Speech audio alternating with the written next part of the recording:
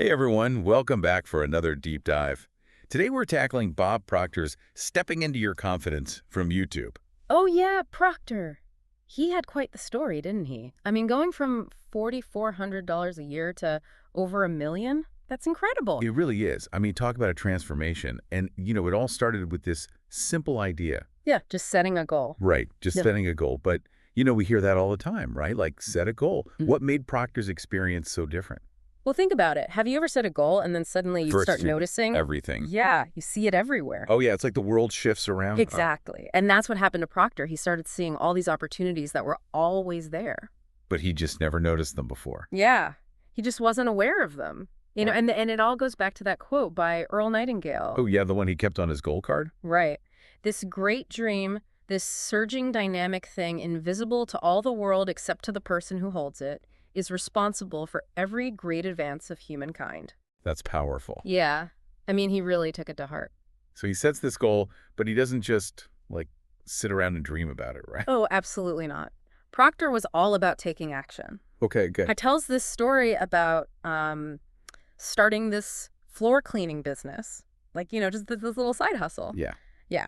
So he starts out, he cleans one office. It's like, I don't know, $15 twice a month. Okay. But guess what?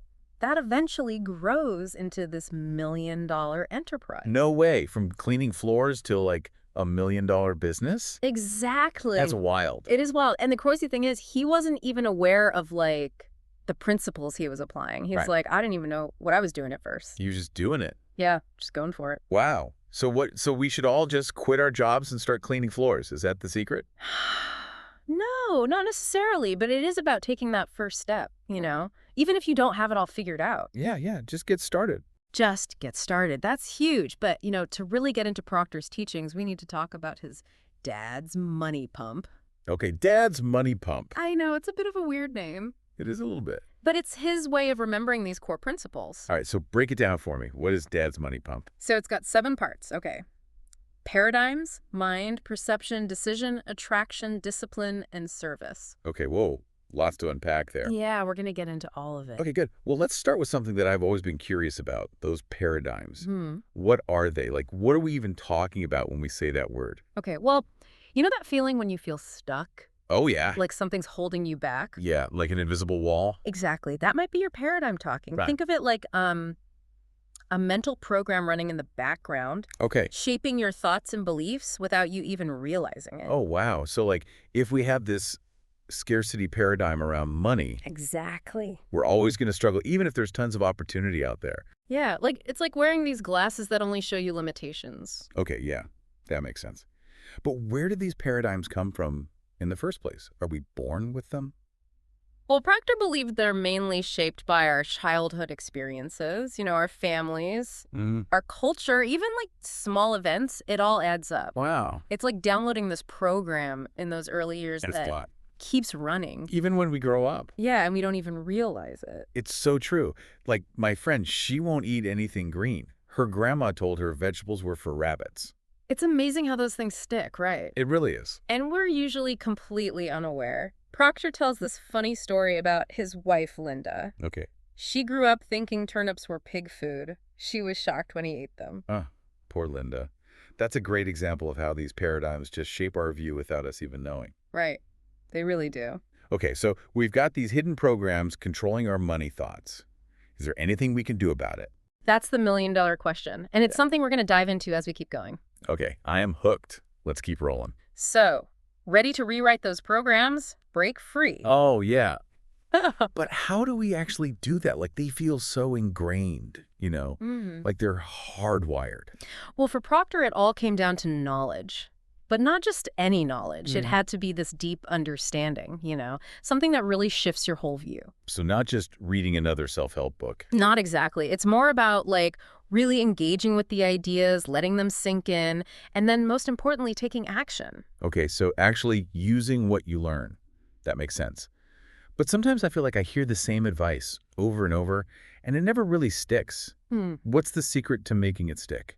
Well, Proctor had this analogy, right? He said it's like listening to a record over and over. Okay. The more you hear it, the deeper the grooves become. Right. So it's the same with our minds. The more we're exposed to empowering beliefs, the more they start to like carve out those new grooves. So it's about creating new mental grooves. Exactly. By consistently feeding our minds with positive messages. Okay, I love that. But is it really all about positive thinking? I mean, there's got to be more to it, right? Yeah, right. Positive thinking is great, but it's not the whole picture. Proctor also talked about harnessing these higher faculties. Higher faculties. Sounds kind of mystical. He believed we often live these limited lives, dictated by our senses and outside input, when we've got all this incredible inner power waiting to be unlocked. Okay, so, like, what are these higher faculties exactly? He was talking about things like perception, will, imagination, memory, intuition, reason. They're like superpowers we often neglect. Instead of just reacting to everything around us. Right. We can use these powers to actually create our experiences. Okay, now I'm really intrigued. But how do we actually use these superpowers to change things? Let's start with perception. How does that work? Well, think about how you perceive money right now. Do you see it as like a source of stress, something that's always slipping away? Ooh, yeah. I feel that. Or do you see it as this abundant energy that flows through your life? That's definitely not my default. Right. But that's perception at work. Wow. Okay. It's not just how much we have, but how we see it. Exactly. But how do you actually change your perception to be more abundant? Like, it's not that easy to just flip a switch, is it? It definitely takes work and practice. Proctor was big on using repetition, just like with those mental grooves. The more we expose ourselves to ideas of abundance, the more our perception shifts. So surrounding ourselves with positive influences. Yeah. Books, podcasts, even people who embody that abundance mindset. I like that. And don't forget your own self-talk. Oh, right. The way you talk to yourself about money, it has a huge impact. True. We can be our own worst critics. Right. So start noticing those negative thoughts and consciously swap them out for positive affirmations. I need to work on that. Okay, now what about the will? How does that factor in? Well, Proctor believed our will is like a muscle that gets stronger with practice. It's our ability to choose, to decide what we want, and commit to getting it. So that drive and determination to stick with our goals even when things get tough. Exactly. But what if you're not even sure what you want yet? Sometimes it feels like there are so many options, it's overwhelming. That's where imagination comes in. Proctor was a huge believer in visualization, like really vividly imagining yourself living your dream, feeling the emotions, experiencing the joy of it. Like creating a mental movie of your ideal life. Yes. And by doing that repeatedly, we're actually programming our subconscious mind to attract those experiences. Okay, so think big, dream big, and then use our will and imagination to make it real. Exactly. Our imagination is one of our most powerful tools for creating the future. That's really empowering. But what about the past? Sometimes I feel like it holds me back, like I'm dragging all this baggage with me. That's where memory comes in. Proctor emphasized learning from our past, the good and the bad. Instead of letting past mistakes define us, we can use them as stepping stones to grow. So take those lessons and use them to make better choices now. Exactly. And then there's intuition, that gut feeling that guides us even when we can't explain it logically. Like an inner compass. Yeah. Proctor believed it's a whisper from our higher self, telling us to trust ourselves. I love that. Okay, and then finally, there's reason. Our ability to think things through logically. Right. But Proctor also said we shouldn't let reason limit us. Sometimes we need to step outside our comfort zones and take leaps of faith, even if it doesn't seem totally rational. So finding that balance between logic and intuition, planning, and taking inspired action. You got it. Now, remember that generosity paradox we talked about before? I'm still curious about that. How does giving money away lead to more wealth? So this generosity paradox, it still kind of blows my mind. Like if you're trying to build wealth, why would you give money away? Right. Seems counterintuitive, doesn't it? It totally does. But Proctor's idea was that generosity, it's not about depleting your resources, it's more about shifting your internal state. So when you give, you're aligning yourself with this mindset of abundance. It's like you're saying, hey, universe, I've got plenty to share. So it's not just about physically giving the money, it's about the energy behind it. Yeah, exactly. Cultivating that feeling of abundance within yourself. And Proctor believed that this act of giving, even in small ways, it sets this powerful force in motion, reinforces that belief that there's always more, the universe is abundant, it will provide. See, now that ties back to the paradigms. Right. Scarcity mindset, you hoard your resources. Yeah. Abundance mindset, you share freely. You got it. And the amazing thing is, When you give from that place of abundance, you often find that more abundance flows back to you. Okay. It's not about expecting something in return, Right. but it's about setting up this positive cycle. Like planting seeds. Exactly. The more you plant, the more you harvest. I like that. So we've talked about paradigms, higher faculties, this whole generosity thing, but how do we bring it all together? What are some key takeaways our listeners can actually start using today? Well, I'd say the most important thing is awareness. Start paying attention to your thoughts, your beliefs, your behaviors.